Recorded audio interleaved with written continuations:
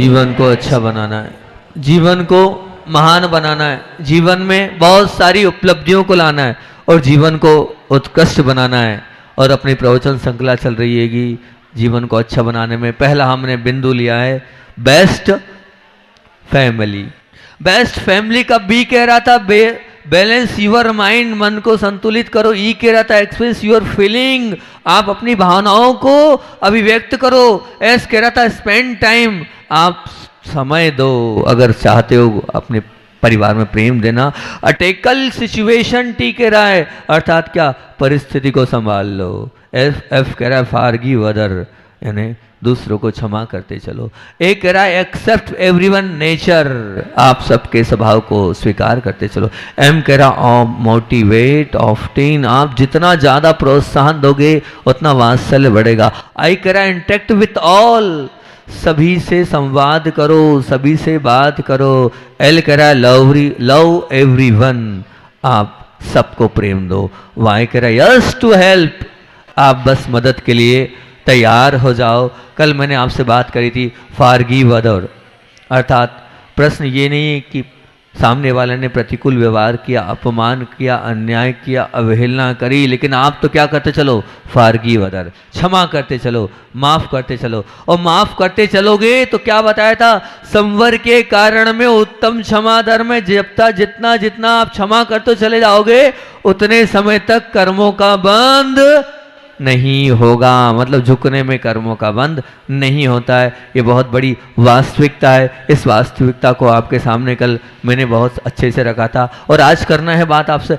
Accept everyone nature, best family का ए कह रहा है, फैमिली का ए बोल रहा है कि आप सबको स्वीकार करो, सबके नेचर को स्वीकार करो, सबके परिणामों को समझने का प्रयास करो, सबके भावों को देखकर अपने जीवन को चलाओगे तो निश्चित रूप से आप बहुत अच्छे से अपने जीवन में सरलता और सहजता से जी सकते हो। ध्यान रखना, संसद के उस शासक पक्ष और विरोधी पक्ष दोनों ही हैं। किसी प्रस्ताव के प्रस्तुतिकरण के समय उन सदस्यों के बीच भी विरोध प्रदर्शन होता जाता है, विरोध प्रदर्शन होता ही रहता है। देखो कभी ये लड़ते कभी वो लड़ते। आपने देखा जब संसद चलती है, कभी आपने अनुभव किया जब संसद चलती है तो कैसा वहाँ पर कुर्सा फीका फाकी, गर्मा गर्मी, आक्षेप लगाना, इसने उसने सब होता है। कभी कभी उस तोड़ फोड़ और उस मारपीट में ऐसा भी एक बार हुआ था कि इतनी मारपीट हो गई थी कि कुछ लेने का देना हो गया था। तो वो लेकिन चलता कब तक है, वो चलेगा कुछ घंटे, कुछ दिन हो सकता है, कुछ हफ्ते चल सकता है, अधिक से अधिक महीने चल सकता है, लेकिन कब तक, बाद में वही संसद फिर पूर्ववत लग जाती है। वही लोग फिर बाद में सभी एक साथ बहुत अच्छे से बैठ जाते हैं। बस इसी संसद सभा जैसी स्थिति परिवार में वार त्योहार पे घटती रहती है। कभी घमासान युद्ध होता रहता है, आपस में वाद विवाद होते रहते हैं, नोक झोंक होती रहती है। कभी बाप बेटे में हो जाती है, तो कभी भाई भाई में हो जाती है, तो कभी सास बहू में हो जाती है, तो कभी देवरानी जेठानी में हो जाती है। ये चलता रहता हैगा। बस अब चलता तो रहता, वो सास ससुर के बीच की बात हो, चाहे पति पत्नी के बीच की बात हो, चाहे भाई बहन के बीच की बात हो, चाहे पिता पुत्र के बीच की बात हो, चाहे देवरानी जेठानी के बीच की बात हो, विद्रोह होगा, विद्रोह होना है। और उस विद्रोह के बीच में भी वास्तव में यदि मन संबंधों को बचाए रखना आप चाहते हो, टिकाए रखना आप चाहते हो, तो समाधान का कोई ना कोई रास्ता निकल ही जाता है और अपने आप सब ठीक हो जाता है। चाहिए हमें समाधान निकालना होगा। और अगर संबंध के इस विश्व में इस कटु वास्तविकता है तो वहाँ क्या है कटु वास्तविकता, ये वहाँ प्रेम का अर्थ सिर्फ क्या होता है, परिवार में प्रेम का अर्थ क्या होता है, प्रेम का अर्थ होता है सिर्फ एक्सेप्ट एवरीवन नेचर। यही प्रेम लव बोलता है, यही प्यार बोलता है कि हर एक को आप स्वीकार करते चलो। एक्सेप्ट एवरीवन, एवरीवन का मतलब क्या होता है, एवरीवन का मतलब होता है कि मुझे अपनी पत्नी को नहीं स्वीकार करना है, मुझे अपनी भाभी को भी स्वीकार करना होगा, मुझे अपने पति को नहीं स्वीकार करना, मुझे अपने जेठ को भी स्वीकार करना होगा, मुझे अपने बेटे को नहीं स्वीकार एक्सेप्ट नहीं करना है, मुझे अपने बड़े भैया या देवर या जेठानी के उन बच्चों को भी एवरीवन नेचर सबको मुझे अपना बेटे जैसा, अपने पति जैसा, मैं अपने पति के साथ जैसा व्यवहार कर रही हूँ वैसे और उससे अच्छा मुझे अपने देवर के साथ व्यवहार करना होगा, अपने जेठ के साथ व्यवहार करना होगा। तब कहीं हम कहेंगे एवरीवन नेचर। परिवार के सभी सदस्यों को यदि एक दूसरे के प्रति प्रेम है तो इसका अर्थ यही है कि सबने एक दूसरे के स्वभाव को स्वीकार करने की मानसिकता बना ली। जब तक एक दूसरे को आपके स्वभाव को स्वीकार करने की मानसिकता आप नहीं बनाएंगे तो घर के निश्चित रूप से मान के चलना टुकड़े होते चले जाएंगे। ध्यान रखना, कल मैंने बहुत अच्छी एक बात बोली थी, उसको याद रखना। कल का क्रीम कोटेशन था। क्या क्रीम कोटेशन था? रिश्तों में रिपेयर ठीक है, रिश्तों में रिपेयर ठीक है, पर रिप्लेसमेंट अत्यंत खतरनाक है। रिप्लेसमेंट रिश्तों में नहीं होता है। जिससे विवाह हो गया है, अब वो तो विवाह हो ही चुका है, अब जैसा है तैसा है वैसा है, स्वीकार आपको करना ही पड़ेगा, करना ही चाहिए। यही हमारा धर्म बोलता है। अब बेटा तो आपका ही है, अब वो जैसा भी कुल रत्न है आपका, अब वो कुल रत्न है, उसको एक्सेप्ट आपको करना ही पड़ेगा, कुछ भी हो जाए आपको। तो बात बात पर हमें क्या, हमें समझना चाहिए, हमें एक दूसरे को और एक दूसरे की भावनाओं को समझना चाहिए। निश्चित रूप से क्या होता है, जब भी हमें गुस्सा आता है तो क्यों आ जाता है? समय पर कार्य नहीं मिलता है तो हम गुस्सा कर लेते हैं। हमें जिस समय जो चीज़ चाहिए उस समय जब वो वस्तु नहीं मिलती है तो हमारा आंतरिक परिणाम बढ़ जाता है, कसाय बढ़ जाती है। अब आपको मालूम ही है कि हमें समय पर नहीं मिलता है तो आप उसका कोई ना कोई समाधान ढूंढें, उसका कोई ना कोई तरीका ढूंढें।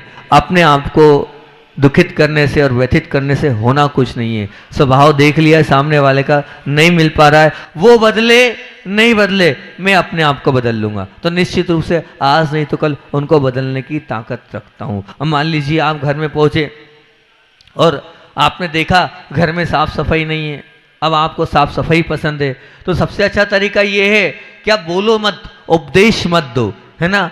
उपदेश नहीं देना, सामने वाला नहीं कर रहा है, आप स्वयं कर लो। आप अगर स्वयं कर लोगे तो निश्चित रूप से वो भी वैसा बन जाएगा। आपको ऐसा करना पड़ेगा, ऐसा मन को तैयार करना पड़ेगा, तब कहीं जाकर एक दूसरे के साथ एडजस्टमेंट वाला व्यवहार हो पाएगा। मान लीजिए आपके पति देव का स्वभाव कैसा है? गुस्से करने का है, क्रोध करने का है, हमेशा तेवर उनके चढ़े रहते, बात बात पे चिड़चिड़ापन उनका स्वभाव है। अब है ही ना, कुछ कर ही नहीं पाओगे। बताओ, एक धर्म पत्नी थी, कितनी अच्छी थी, इतनी अच्छी थी कि उनके पति जो हैं हमेशा सीधे मुंह बात ही नहीं करते थे, हमेशा उनका स्वभाव चिड़चिड़ेपन का था। और उस चिड़चिड़ेपन के स्वभाव में भी, मानना आप बात को, कभी उन्होंने अपने पति को कुछ करा नहीं और कुछ कहा नहीं, और कभी किसी बार से कभी जवाब नहीं दिया, किसी प्रकार से कोई प्रतिकूल व्यवहार नहीं किया। उनसे पूछा क्या? बोले स्पष्ट बात है कि जब उनके माता पिता उनके स्वभावों को नहीं सुधार पाए, जो 30 साल से 25 साल से जिनने पाला पोसा वो उनको नहीं सुधार पाए, तो क्या मैं सुधार पाऊंगी? 3 काल में नहीं सुधार पाऊंगी। अब शादी तो हो ही चुकी है मेरी, और जब शादी हो ही चुकी है तो सबसे अच्छा तरीका ये कि उनकी गाली खाना ही है, तो मैंने तो ये मान रखा हैगा कि वो ऐसे ही हैं, उनकी गाली भी मुझे अच्छी लगती है, उनका चिड़चिड़ापन भी मुझे पसंद आता है, और कभी कभी तो मुझे टेंशन हो जाता है, क्यों आज इन्होंने गाली क्यों नहीं दी, आज ये बदल क्यों गए, आज इन्होंने रूखेपन से व्यवहार क्यों नहीं किया। उनका रूखापन में भी मुझे प्यार झलकता है, मुझे स्नेह झलकता है। सोचो, रूखेपन में और गाली वाले व्यवहार में भी अगर आपने मान लिया कि ये प्यार वाला व्यवहार है तो निश्चित मान के चलना आपने सामने वाले को स्वीकार कर लिया, मानेंगे आप में बहुत बड़ी ताकत है। स्वीकार कर लो, निश्चित रूप से मान लो, क्योंकि हम बोलते हैं ना दर्द है दर्द है दर्द है, हम दर्द बोलकर छोटे से दर्द को बहुत बड़ा बना लेते हैं। हम दर्द था नहीं, लेकिन हम दर्द को बार बार बोलकर, ऐसे ही अगर आपके पति का नेचर खराब है, और जरूरी नहीं पति का नेचर खराब, पत्नी का भी नेचर खराब हो सकता है, पत्नी भी ऐसी हो सकती है, इतनी गर्म स्वभाव वाली, और ऐसी हो सकती है, तो वो तो है। अब क्या करोगे, छोड़ना तो है ही नहीं, तो अब छोड़ना नहीं है तो क्या है, मेरे कर्म का उदय है, पूर्व भव का जो है लिखा हुआ था, तो ऐसी धर्म पत्नी मिली हैगी, बस अब मुझे उस धर्म पत्नी के साथ अपने जीवन को जीना ही है और जीना ही पड़ेगा। और उसमें कोई भी किसी प्रकार का मेरे पास ऑप्शन नहीं है, तो बस स्वीकार आपको करना ही चाहिए। और पति का स्वभाव खराब हो या पत्नी का स्वभाव खराब हो, करना ही पड़ेगा। अब मान लीजिए बात बात में आपको लगता है बहू लेट उठती है, अब उठती है, कुछ भी कर लो आप, उठेगी लेट। अब उसको 1 दिन 2 दिन 4 दिन 10 दिन महीने भर उसको इशू बनाने से, बार बार झगड़ा करने से क्या मतलब? क्या कर लें? एवरीवन एक्सेप्ट इन एवरीवन नेचर। उसका स्वभाव सुबह उठने का है, वो जाने, उसका काम जाने, मैं अपना कर लेती हूँ काम और अपना अलग हो जाती हूँ। अब उसके बच्चे वो संभाले, उसके पति वो संभाले, बात खत्म। इतना सा करना है, अपने आप वो समझेगी। आप ज़्यादा उसको पीछे पड़ जाओगे तो फिर वो और चिड़चिड़ी हो जाएगी। और ठीक है, कोई दिक्कत नहीं है। तो मैं तो कह रहा हूँ नहीं, एवरीवन एक्सेप्ट इन एवरीवन नेचर। अगर बहू लेट भी उठती है तो आप विकल्प नहीं करो। बालक दुकान पर नहीं बैठता है, खेलने ही चले जाता है। ठीक है, जब लगेगा उसको कर लेगा। 1 बार बोल दिया, 2 बार बोल दिया, अब बार बार उसके पीछे पड़े रहोगे, पढ़ पढ़ पढ़, नहीं पढ़ रहा है तो कौन से आपके कहने से पढ़ लेगा वो? नहीं, एक्सेप्ट कर लो भैया, उसका नेचर ज़्यादा पढ़ने लिखने का नहीं, खेलने में। 1 बार 2 बार बोल दिया, अब नहीं मान रहा है तो हमें कोई मतलब नहीं है उसके पीछे पढ़ने का। अब मान लीजिए बड़ी कहानी होती है कि सच में होती है कि कल पर 3-4 दिन पहले ही आई थी। तो अब पति जो है चाहते नहीं है कि विधान में बैठना है, और हम चाहते हैं कि हमें विधान में बैठना है ना। पत्नी की बहुत इच्छा है कि मंडल ले लें, पात्र बन जाए, लेकिन पति तैयार नहीं है। ठीक है, पति जो है इस प्रकार से धर्म नहीं कर रहा है, आपको पता नहीं है, आपसे ज़्यादा धर्म आपका पति कर रहा है, आपसे ज़्यादा धर्म आपका पति कर रहा है। आप तो सिर्फ यहाँ बैठ के स्वाहा स्वाहा कर, हो सकता है वो कुछ मंदिर के और भी बहुत सारे ऐसे आवश्यक काम कर रहे हो, उनको उसमें रुचि है, अपनी अपनी रुचि है। उनको नहीं है भैया स्वाहा स्वाहा में रुचि, उनको नहीं है माला फेरने में रुचि, उनको नहीं है ध्यान करने में रुचि, और आपको है तो आप अपने आप से सामने वाले को स्वीकार कर लो। और क्या करो कि बाजू में पति देव बैठे हैं ये मान के चलो, और उनकी तरफ से व्यापार के चढ़ा लो। सबसे अच्छा तरीका तो यही है कि मेरे बाजू में मेरे पतिदेव बैठे हैं और वो बैठे हैं और मैं उनकी तरफ से अर्घ में चढ़ा रही हूँ। ऐसा मान लोगे तो मन आपका हल्का हो जाएगा। विकल्प नहीं करो, अच्छी सद्भावनाएं और अच्छी भावनाएं रखेंगे। आज नहीं तो कल आपके बार बार ये बोलोगे वो नहीं बैठते, वो नहीं बैठते, तो वो जीवन में कभी नहीं बैठेंगे। ठीक है ना। आप तो मानना ये मेरे बाजू में बैठे हैं और बस वो मेरे साथ ही बैठे हैं और अर्घ चढ़ा रहे हैं। अगली बार के विधान में हो सकता है अगर आपका चमत्कार हुआ तो इसी विधान में उनका भाव बन जाए, चलो एक दिन मैं भी तुम्हारे साथ विधान के लिए बैठ जाता हूँ। अगर अपने परिणाम अच्छे बनाएंगे तो ये भाव निश्चित रूप से हम आशीर्वाद दे रहे हैं। आप भावना बानो, ये सपना देखो। मंडल तो हाँ, अरे ठीक है मंडल भी ले लेंगे, चिंता क्यों कर रहे तुम पिंटू, तुम्हारे मंडल नहीं गए क्या? तो निश्चित रूप से हम ये मानेंगे तो बहुत अच्छी बात है क्योंकि होता यही हैगा। अगर इस प्रकार से कुछ होता है तो ये मानना चाहिए हमें कि हमें तो हमारे बहू अगर कोई कार्य कर समय पर नहीं करके दे रही है, बच्चे अगर समय पर कोई कार्य करके नहीं दे रहे हैं, तो हमें तो सिर्फ नेचर स्वीकार करना और कार्य करते चले जाना है। मान लीजिए सबसे बड़ी तो दिक्कत ये होती है कि हम भोजन चाहते तो हैं, लेकिन जैसा हम चाहते हैं वैसा वो बना के नहीं देती है ना। ऐसा होता है ना शरद भाई, तुम्हारे साथ होता है ऐसा? वैसा नहीं बना के देती, नहीं होता ऐसा। वो चाहती वैसा है, वैसा बना के नहीं देती है। अब बना के नहीं देती है, अब जितनी उसकी क्षमता वो उतना ही तो बना पाएगी। काय को पीछे पड़े हो, काय को उसको लेके बैठे रहते हो? ठीक है बना के तो दे रही ना, इतना तो कर रही है कि तुमको समय पर बना के दे रही है, पर जैसा बना के दे रही है वैसे ही बना के दे ना तो ज़्यादा अच्छा आएगा। लेकिन हम पीछे पड़ जाते हैं और बोलते हैं। सच में मुझे याद है, मतलब जब मैं छोटा था तो मुझे एक दिन लगा कि मैंने थाली ऐसी फेंक दी थी, मैंने थाली ऐसी फेंक दी थी। तब मुझे लगा कि नहीं ये मैंने बहुत गलत किया है, मेरी माँ के साथ मैंने व्यवहार गलत किया। क्या रोज़ रोज़ वही ऐसा ऐसा करके, और जो चीज़ मुझे पसंद नहीं वही आप बना के दे देते हो। अब वो भी कहाँ से बनाए, कहाँ तक बनाए, किस प्रकार से बनाए, और जैसा मुझे चाहिए आप वैसा बना के नहीं देते हो। तो नहीं, बिल्कुल नहीं, इस प्रकार का नहीं। जितना वो बना के दे रही वो कम नहीं है। हमें इस प्रकार का दुर्व्यवहार अपने परिवार से नहीं करना चाहिए। उनको बार बार पता है होता ये हैगा कि अपन ने तो बोल दिया कि आपको बनाते नहीं आता है, आपने तो बोल दिया बनाते नहीं आता हैगा, लेकिन हो बताएं आपको सच बताएं, उस सामने वाले को कितना बड़ा चांटा लगा है। 4 लोगों के बीच में आपने बोल दिया कि वो अच्छा बनाती है और आपको अच्छा नहीं बनाते आता है। वो अंदर से टूट जाता है सामने वाला, उसको ऐसा लगता है कि मुझे कुछ नहीं आता है, वो होपलेस हो जाता है, अंदर से डिप्रेशन में चले जाता है। ये छोटी मोटी बात नहीं होती है, ध्यान रखना बहुत बड़ी बात होती है। 4 लोगों के बीच में आपने उससे बोल दिया कि आपको बनाते नहीं आता है। नहीं, बिल्कुल नहीं, आपको बड़े प्रसन्न के साथ स्वीकार करना चाहिए आपको। नहीं, मैं आपको बताऊं, एक घर की कहानी बता रहा हूँ। बहुत कि हुआ ये कि एक नई नई बहू आई, उसने इतनी मेहनत करी, यूट्यूब चैनल देखा, ये देखा वो देखा कि कुछ चीज़ हमारे पतिदेव को पसंद है, वो चीज़ बहुत मेहनत से बनाई, एकदम सत्य घटना रख रहा हूँ, बहुत मेहनत से बनाई, और बहुत मेहनत से बनाने के बाद अब हुआ ये पतिदेव को खिलाया, खिलाने के बाद हुआ ये कि पतिदेव ने खाया। अब पतिदेव ने कुछ नहीं बोला तो धर्म पत्नी ने आगे रह के पूछ लिया, क्यों आज मैंने बनाया, कैसा बना? तो उन्होंने बोल दिया, माँ जैसा बनाती है वैसा तो नहीं बन पाया, मैं वही सोच रहा था आज ये जो है टेस्ट चेंज क्यों है, तुमने बनाया था क्या? नहीं, जैसा माँ बनाती वैसा नहीं बनाया। अब विचार करना, इतना सा आपने तो बोल दिया कि माँ जैसा नहीं, अब वो जो है बस पूछो मत, अब वो तो उनके सामने तो कुछ नहीं बोला, लेकिन बाद में बोले अब करना क्या है, माँ ही बनाएगी ना, अब मुझे बनाना ही नहीं, और फिर अपने यहाँ फ़ोन लगाना वहाँ फ़ोन लगाना, मैं कुछ करती हूँ पसंद ही नहीं आता, इतने मेहनत से किया जरा से में ये वो। अब तरीका क्या था? उसका भी तरीका गलत था।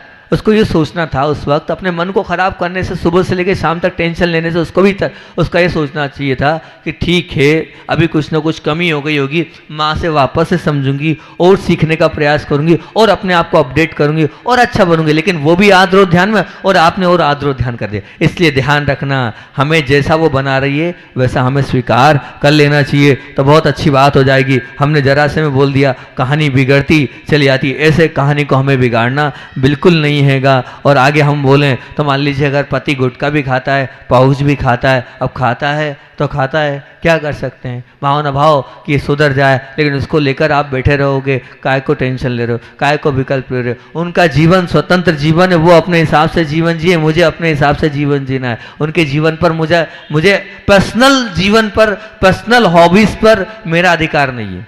हाँ, ये जरूर अच्छा भाव होना चाहिए कि मेरे पति के अंदर से ये आदत जाए, लेकिन पीछे नहीं पड़ना है। तो उसके लिए अपने आप के लिए अपने परिणामों को खराब नहीं करना है। एक्सेप्ट एवरीवन नेचर, यही कहता है कि उनका नेचर है वो खाना, मुझे उस पर किसी प्रकार से कुछ भी नहीं है। अब मान लीजिए घर पर लेट आ रहे हैं, अब लेट आ रहे हैं तो ये क्या उनका नेचर है, उनका स्वभाव बन गया घर पर लेट आने का, बच्चों का या मान लीजिए और किसी का भी, तो उसको लेकर बैठे रहना, ये देखो जब समय पर आते ही नहीं है।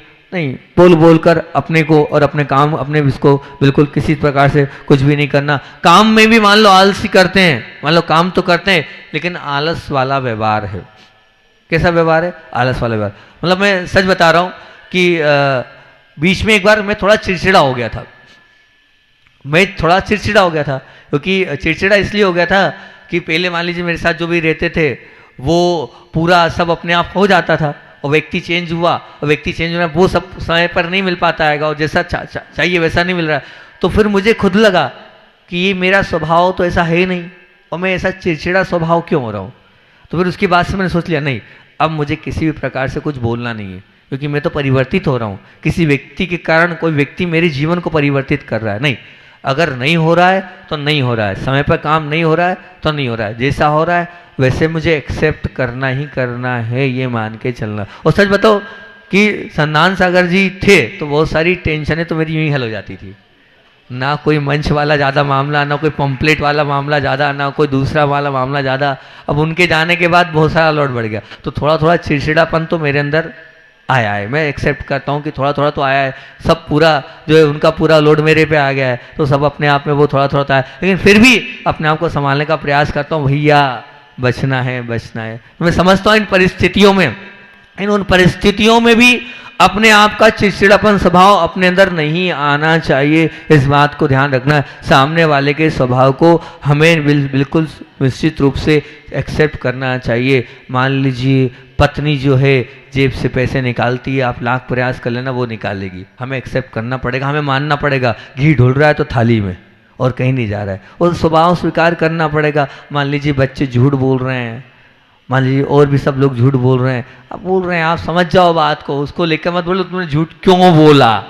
अरे क्यों बोला, क्या है ये परिस्थिति इसलिए झूठ बोलना पड़ता हैगा। तो अगर कोई बच्चा भी झूठ बोल रहा है और आप समझदार हो तो आप उसको अपने हिसाब से एक्सेप्ट एवरीवन नेचर, बच्चों का नेचर ही है ऐसा। मैं ये समर्थन नहीं कर रहा हूँ, ना झूठ का समर्थन कर रहा हूँ, मैं तो चाहता हूँ आपके घर में प्रेम बना रहे, इसलिए इसका समर्थन कर रहा हूँ। तो जिस चीज़ का निराकरण हो सकता है उसी चीज़ में हम लड़े झगड़े तो बहुत अच्छी बात है। जिनका कोई निराकरण नहीं हो तो उसके लिए मत। अब मान लीजिए बच्चे मोबाइल पर ही लगे, दिन भर लगे, घंटों घंटों लगे। एक झगड़ा और एक तलाक होने वाला था सिर्फ मोबाइल पर। पत्नी जो है अपने, और ध्यान रखना पत्नी कहीं बात नहीं करती थी, सिर्फ अपने कहाँ करती थी, माई की बात पर करती थी। घंटों घंटों माँ से कर रही तो घंटों, बहन से करी तो घंटों। उस पर देख कर जो है ये मान के चलना तलाक की नौबत आ गई। ये बासा में एक केस मेरे पास आया था, उनने उनका मोबाइल छुड़ा लिया, मोबाइल नहीं दिया, बोले कोई मोबाइल नहीं मिलेगा। बड़ी मुश्किल से मैंने समझाया, मैंने कहा भैया कल्चर आज का ऐसा है, बिना मोबाइल के नहीं रह पाएगी भैया, समझ तू बात को। या अगर तू चाहता है इसको घर में रखना तो मोबाइल तो तेरे को देना पड़ेगा, ये एकदम एक्सेप्ट है। भले तू कपड़े मत दिलाना, गहने मत दिलाना और कुछ मत दिलाना, लेकिन मोबाइल दे दे। बोले महाराज जी चलो ठीक है मैं मोबाइल देने को तैयार हूं, लेकिन आप पहले कम से कम इनसे कहो कितनी देर बात करेगी ये। बोले पता ही क्या, मैं एक एक घंटे तक लगाता रहता हूँ, एक एक घंटे तक इंगेज क्या है ये, किससे बात। मैं ये नहीं कह रहा हूँ किसी और से बात करती है, करती माँ की होगी ये नहीं, लेकिन कुछ तो नियम कर दो। तो मैंने कहा ठीक है नियम अपन मान देते हैं, इतना भी लड़ो झगड़ो मत। मैंने कहा ये पहले मोबाइल दें फिर मैं नियम का सोचूंगी। बड़ी मुश्किल से मामला सुलझाया, अभी भाषा की कहानी है, नाम वाम मत पूछना। तो ये कहानी घटती है, आपको एक्सेप्ट करना पड़ेगा, बच्चों का नेचर है, बिना मोबाइल के वो नहीं रह पाए। आप नियंत्रित कर सकते हो, आप जो है उसमें आप वो संभाल सकते हो कि हमें व्हाट्सएप नहीं चलाना, हमें बाहर की चीज़ें नहीं चलाना, हमें और अन्य चीज़ ये कर सकते हो, लेकिन ऐसा नहीं कर सकते नहीं होगा भैया, ऐसा नहीं। बिल्कुल इन सब चीज़ों को हम वास्तविकता में लेते चलेंगे तो निश्चित रूप से मान के चलना हमारे परिवार में प्रेम वात्सल्य स्नेह बढ़ता चला जाएगा। इसलिए एक्सेप्ट एवरीवन नेचर, ये सूत्र है। अगर आपको प्रेम से स्नेह से वात्सल्य से रहना है तो हर एक व्यक्ति के नेचर को आपको एक्सेप्ट करना ही पड़ेगा। बिना एक्सेप्ट करे आप नहीं रह सकते हो। आप अपने आप में परिवर्तन ले आओ, आप अपने आप को परिवर्तित कर सकते हो, लेकिन सामने वाले को परिवर्तित करने के आप मन और मानसिकता बिल्कुल भी मत बनाओ। और सबसे पहली बात तो आप अपने आप को झांक के देखो ना, आप स्वयं देखना अपने आप को कि मैंने अपने लिए कुछ नियम बनाए थे, कायदे बनाए थे, अपने आप से कुछ कमिटमेंट किए थे, क्या आपने वो नियम, वो कायदे, वो कमिटमेंट पूरे किए?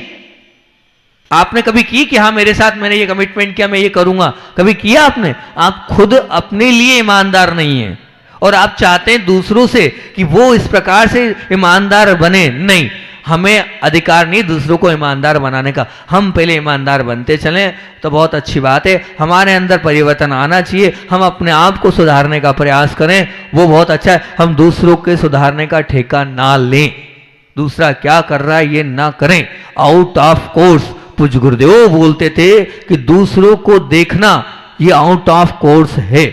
आउट ऑफ कोर्स तो सीधे सीधे आचार्य श्री बोलते थे नीच गोत्र का बंध का कारण है दूसरों को देखना, है ना। आप देख लो सूत्र में तो हमेशा बोलता हूं, पर आत्मनिंदा पर प्रशंसे सदसद गुणोद्भावने च नीचेर गोत्रस्य।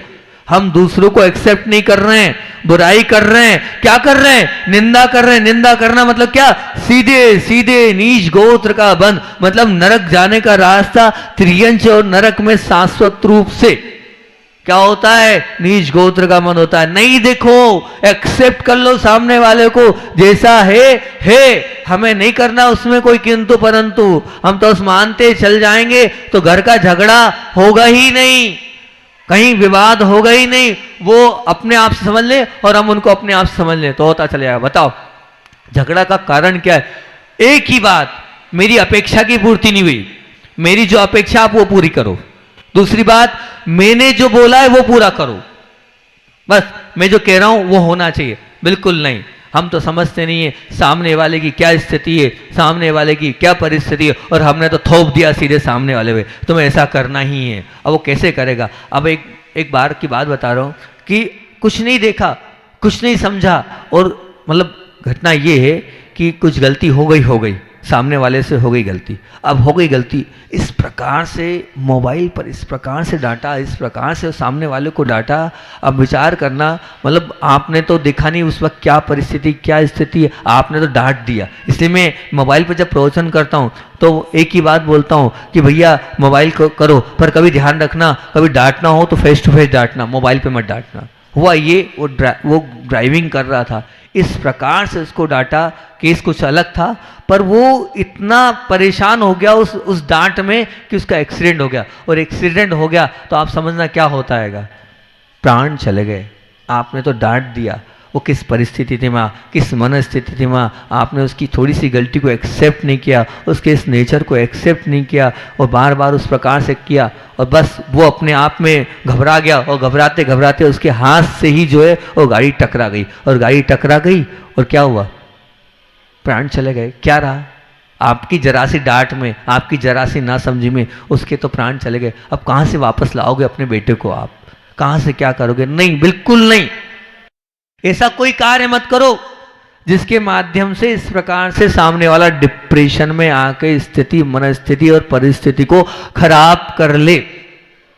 एक बालक ने फांसी लगाकर मृत्यु, बालक नहीं, बालक क्यों कहूं, शादीशुदा, एक शादीशुदा व्यक्ति ने फांसी लगाकर अपनी जान दी। पेपर की न्यूज क्या है, उसका कारण क्या था, किसी के साथ संबंध थे और संबंध पति को मालूम पड़े और जब पति को मालूम, मतलब पत्नी को मालूम पड़े, पत्नी ने इस प्रकार का दुर्व्यवहार किया, इस प्रकार का दुर्व्यवहार किया, इस प्रकार का कि उसके कारण उसने डिप्रेशन में आके अपने को, आपको फांसी लगाकर अपनी आत्महत्या कर ली। अब क्या रह गया, आपने सामने वाले को एक्सेप्ट नहीं किया, एक्सेप्ट कर ले, बचा तो रहता, कम से कम सुधरने का मौका और सुधारने का मौका तो देते। गलती तो सामने वाले की थी, वो स्वीकार भी कर रहा है, लेकिन आपने तो लेके बैठ गए उस बात को, बस कहानी बिगड़ेगी बिगड़ेगी, होना तो होना ही है। तो मैं इसलिए कह रहा हूं, अगर वास्तविकता में हम अपने घर में प्रसन्नता के साथ रहते हैं, ये पूरे परिवार पर प्रवचन चल रहे हैं और बहुत अच्छे प्रवचन चल रहे हैं और सब आपके घर की बात चल रही है और आप लोगों के बीच की बात चल रही है, तो आप लोगों के बीच की बात चल रही है तो नियम ले लो। क्या, आज ये नियम लेके जाओ, क्या, एक्सेप्ट एवरीवन नेचर। मैं किसी के स्वभाव में किंतु परंतु नहीं करूंगा, उसका स्वभाव वो जाने, मुझे अधिकार नहीं है उसके स्वभाव से खिलवाड़ करने का। समझाने का कर्तव्य मेरा बनता है, बताने का कर्तव्य बनता है।